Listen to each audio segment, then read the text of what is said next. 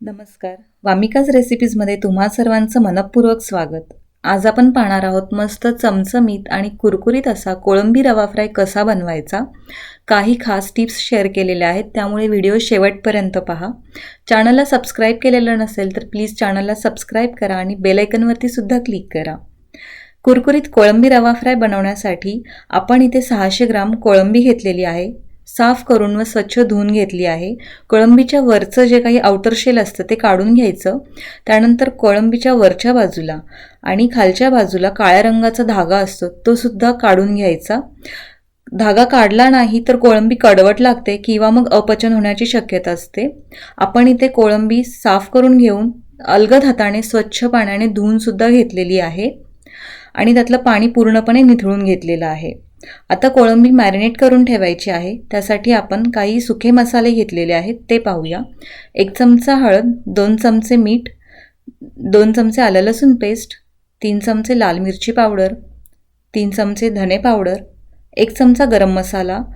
गरम मसाल्याच्या ऐवजी तुमच्याकडे अवेलेबल असेल तर कोणताही मालवणी फिश फ्राय मसाला वापरू शकता इथे, तो घेतलेला आहे. आणि 1 मध्यम आकाराच्या लिंबाचा रस घेतला आहे. त्याऐवजी कोकमचा आगळ किंवा चिंचेचा कोळ घेऊ शकता, पण लिंबू सगळ्यांकडे सहजपणे अवेलेबल असतं म्हणून आपण लिंबाचा रस घेतलेला आहे. आता हे सगळे मसाले आपण कोळंबीमध्ये घालूया आणि मॅरिनेशन करूया. हळद, मीठ, आलं लसूण पेस्ट, लाल मिरची पावडर,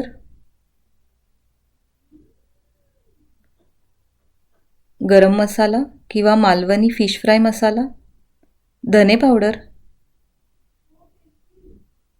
आणि लिंबाचा रस.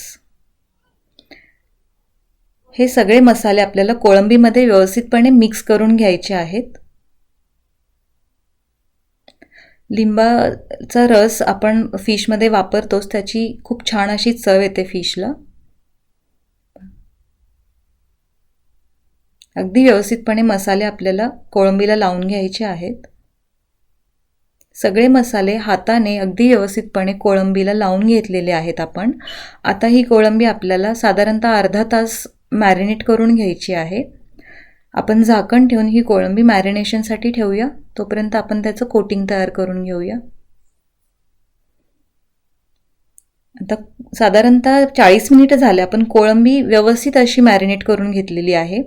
आणि त्याचं कोटिंगसाठी आपण इथे अगदी बारीक रवा घेतला आहे 1 वाटी. तुमच्याकडे मोठा रवा असेल तर तो मिक्सरला थोडासा बारीक करून घ्यायचा. हे पहा, एकदम बारीक रवा आहे. यामध्ये आपल्याला 2 चमचे बेसन पीठ किंवा तांदळाचं पीठ घ्यायचं आहे, चवीपुरतं मीठ आणि 1 चमचा लाल मिरची पावडर. लाल मिरची पावडरमुळे कोटिंगला कलर पण छान येतो आणि चवसुद्धा येते. तर हे सगळे ड्राय इन्ग्रेडियंट्स आहेत ते आपण रव्यामध्ये मिक्स करून घेऊया. बेसन पिठामुळे कोटिंगला बाइंडिंग चांगलं येतं. आता हे सगळं व्यवस्थितपणे मिक्स करून घेऊया. तर कोळंबीला जे आपण कोटिंग करणार आहोत ते रवा आणि बेसनाचं जे काही मिक्सचर आहे ते तयार आहे. आता कोळंबीला आपल्याला व्यवस्थितपणे कोटिंग करून घ्यायचं आहे रव्याचं. हे पहा, हलक्या हाताने प्रेस करून भरपूर असं हे कोटिंग आपल्याला करून घ्यायचं आहे. अगदी व्यवस्थित भरपूर रवा लावून कोटिंग करायचं. हलकं हलकं प्रेस करायचं म्हणजे ते कोटिंग कोळंबीला लागलं जातं व्यवस्थितपणे. अशा प्रकारे सगळ्या कोळंबी आपल्याला कोट करून घ्यायच्या आहेत. आपण एकदमच सगळ्या कोळंबी कोट करून घेऊया आणि नंतर मग ते शालो फ्रायसाठी घेऊया. मस्तपैकी आपण भरपूर असं रव्याचं कोळंबीला कोटिंग करून घेतलेलं आहे. भरपूर रवा लावून हलका हलका प्रेस करून कोटिंग करून घेतलं आहे. आता आपण पॅनमध्ये तेल गरम करून घेतलं आहे. तेल मध्यम आचेवरती गरम करून घेतलं आहे. आता गॅसची फ्लेम लो करायची आणि कोळंबी फ्राय करून घ्यायची आहे. लो फ्लेमवरती कोळंबी फ्राय करायची, कारण रव्याचं कोटिंग आहे. मीडियम किंवा हाय फ्लेमवरती कोळंबी फ्राय केली तर रवा जळू शकतो लगेच, त्यामुळे लो फ्लेमवरती फ्राय करायची. एका साईडने साधारणतः 3 ते 4 मिनिटं लागतात कोळंबी व्यवस्थितपणे फ्राय होण्यासाठी. आपण 2 बॅचेसमध्ये कोळंबी फ्राय करणार आहोत. हे पहा, एका साईडने छान कोळंबी फ्राय झाली आहे. आता चमच्याचाच वापर करून आपल्याला ह्या कोळंबी फ्लिप करून घ्यायच्या आहेत. मोठा चमचा वापरायला गेलं तर त्याचं आवरण निघू शकतं किंवा आवरणाला धक्का लागू शकतो. त्यामुळे अगदी छोटा चमचा वापरून आपल्याला कोळंबी सगळ्या फ्लिप करून घ्यायच्या आहेत. तुम्ही बघू शकता एक साईडने कोळंबी छान अशी फ्राय झाली आहे. दुसऱ्या साईडने सुद्धा आपण 3 ते 4 मिनिटं लो फ्लेमवरती फ्राय करून घेऊ. हे पहा, मस्त कोळंबी 4 मिनिटं झालं. दुसऱ्या साईडने सुद्धा कोळंबी छान अशी फ्राय झाली आहे आणि तुम्ही बघू शकता की अजिबात कोळंबीचं जे काही कोटिंग आहे ते कोळंबीपासून सेपरेट झालेलं नाही आहे.